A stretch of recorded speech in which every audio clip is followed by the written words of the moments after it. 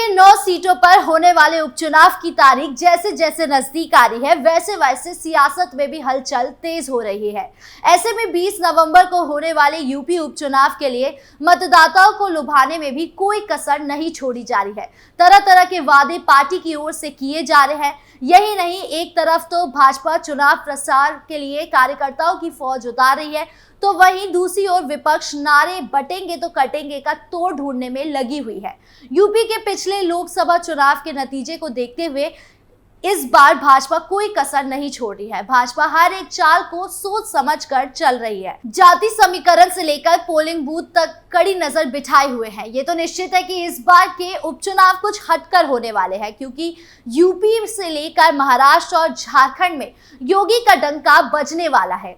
UP के CM को न केवल अब यूपी सुनना चाहता है, बल्कि अलग अलग राज्य में उनकी डिमांड बढ़ती जा रही है। यूपी उपचुनाव की नजदीकियों को देखते हुए सीएम योगी चुनाव प्रचार प्रसार में ताकत झोंके हुए हैं। कहां कहां बजने वाला है बाबा का डंका और क्यों है सीटों के चुनाव में गाजियाबाद सबसे अहम सीट, बताएंगे आपको इस स्पेशल स्टोरी में। नमस्कार, मैं हूं राधिका राज और आप देख रहे हैं कैपिटल टीवी उत्तर प्रदेश।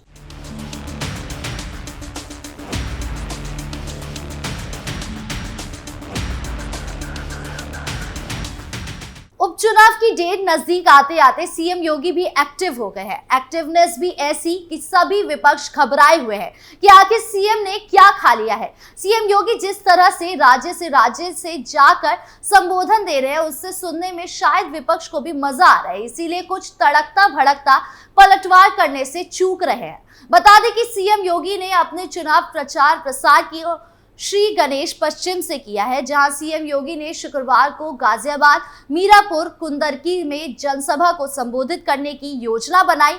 यानी मुख्यमंत्री योगी आदित्यनाथ 3 दिन में उपचुनाव वाली 9 विधानसभा सीटों पर ताबड़तोड़ रैलियां कर रहे हैं। 3 दिन में वो 3 सीटों पर जनसभा को संबोधित कर बीजेपी के पक्ष में माहौल बनाएंगे। कहा जा रहा है कि उपचुनाव की तारीख बढ़ने की वजह से मुख्यमंत्री को प्रचार प्रसार करने का मौका मिल गया है, इसीलिए सीएम योगी एक और राउंड का प्रचार सभी 9 सीटों पर कर सकते हैं। बता दें कि मुख्यमंत्री के अलावा दोनों डिप्टी सीएम केशव प्रसाद मौर्य और ब्रजेश पाठक भी अलग रैलियां कर रहे हैं। यानी भाजपा की ओर से चुनाव को लेकर कोई कसर नहीं छोड़ी जा रही है। बता दें कि शुक्रवार को सीएम योगी सबसे पहले मुजफ्फरनगर के मोरना में जनसभा की, जहां उनके साथ राष्ट्रीय लोकदल के चौधरी ने भी मंच को साझा किया। उसके बाद वो मुरादाबाद की कुंदरकी विधानसभा पहुंचे, जहां उन्होंने भदासना के महर्षि दयानंद सरस्वती लॉ कॉलेज में एक जनसभा को संबोधित किया। तो वहीं दोपहर में मुख्यमंत्री गाजियाबाद के लिए रवाना हुए, जहां उन्होंने एक और चुनावी जनसभा को संबोधित किया।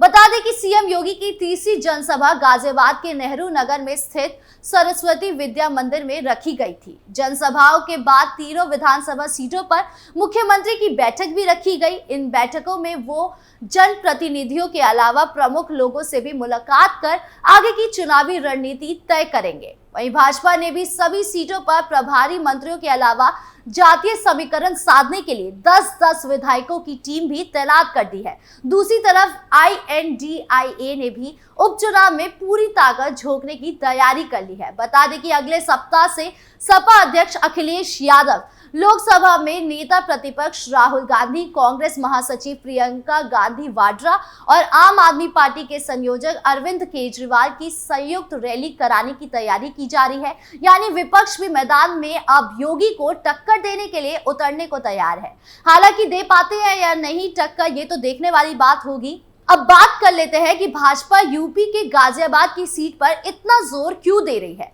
क्या भाजपा 9 सीटों में से एक सीट गाजियाबाद से कमजोर मानी जा रही है? दरअसल अतुल गर्ग के लोकसभा सदस्य निर्वाचित होने के बाद गाजियाबाद सदर विधानसभा सीट रिक्त हुई थी। अतुल गर्ग सदर विधानसभा सीट से 2017 और 2022 में भाजपा की टिकट पर चुनाव लड़ा था और भारी मार्जिन से जीते भी थे। तो वहीं गाजियाबाद विधानसभा सीट को भाजपा का गढ़ कहा जाता है। ऐसे में पार्टी गाजियाबाद सीट को हासिल करने के लिए चुनाव प्रसार में हर मुमकिन कोशिश करती हुई नजर आ रही है। बता दें कि सदर विधानसभा सीट से भाजपा ने महानगर अध्यक्ष संजीव शर्मा को प्रत्याशी बनाया था। ऐसे में भाजपा गाजियाबाद में कैसा प्रदर्शन करती है ये तो देखने वाली बात होगी। क्या नारेबाजी बयानबाजी काम आएगी भाजपा के लिए या नहीं, ये तो देखेंगे।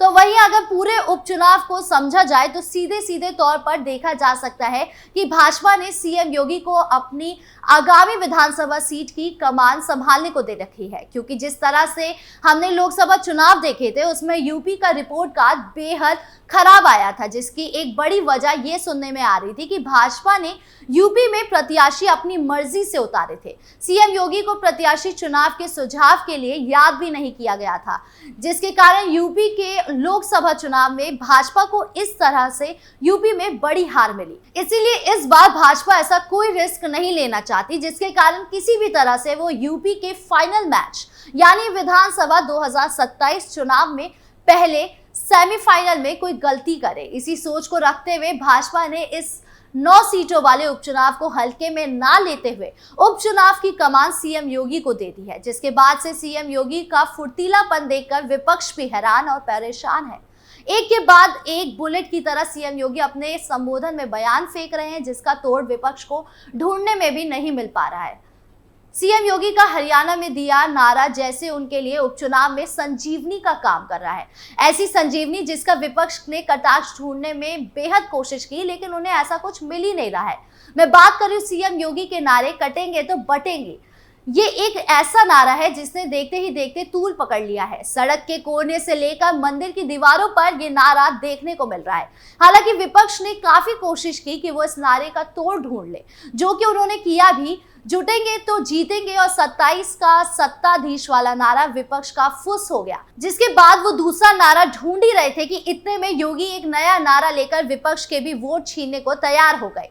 दरअसल सीएम योगी ने शुक्रवार को उत्तर प्रदेश के मीरापुर विधानसभा क्षेत्र में जनता को संबोधन दिया, जहां वो विपक्ष खासकर की सपा पर हमलावर रही।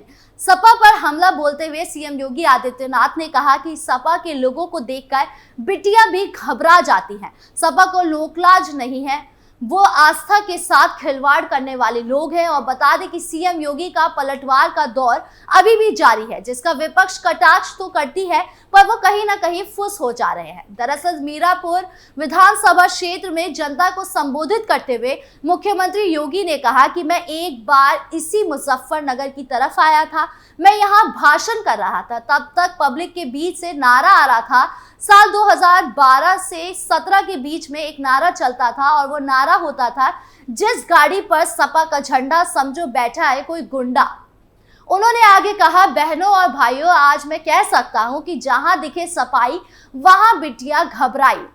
आपने इनके कारनामों को देखा होगा, अयोध्या में आपने नजारा देखा होगा, कन्नौज में भी देखा होगा। ये नया ब्रांड है समाजवादी पार्टी का। इनको लोकलाज नहीं है, ये आस्था के साथ खिलवाड़ करने वाले लोग हैं। ये बिटिया और बहनों की सुरक्षा में सेंध लगाने वाले लोग हैं। सियासत में अभी बटेंगे तो कटेंगे वाले नारे को लेकर बवाल खत्म भी नहीं हुआ था कि योगी की एक और दिए गए नारे ने तूल पकड़ लिया है, जिसका जवाब अखिलेश यादव ने नारे के साथ ही देने की कोशिश की। दरअसल सोशल मीडिया साइट एक्स पर अखिलेश ने लिखा, डरे हुए इंसान की सबसे बड़ी पहचान होती है उसकी नकारात्मक बातें। जिसके पास अपनी कोई उपलब्धि नहीं होती वो दूसरे की बात करते हैं। नकली मुस्कान असलियत नहीं छुपा सकती। अगर प्रतिशत में समझो तो 100 की 100 भाजपा उपचुनाव में हार रही है, 9 की 9। मतलब जाति समीकरण को देखते हुए हिंदू एकजुट करने के लिए योगी ने एक नारा बनाया, जिसके बाद अब महिला बेटी को देखते हुए नया नारा बनाया गया। ये नारा लोगों के दिलों में कितना उतरने वाला है?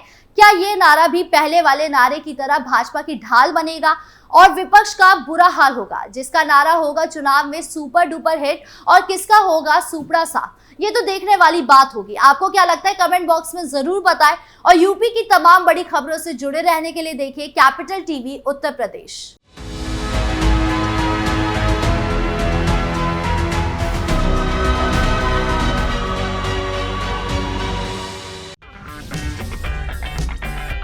अगर आपको हमारा वीडियो पसंद आया हो तो इसे लाइक करें, हमारे चैनल को सब्सक्राइब करें और हाँ, बेल आइकन दबाना ना भूलें ताकि आप तक हमारे वीडियो की नोटिफिकेशन पहुंचती रहे।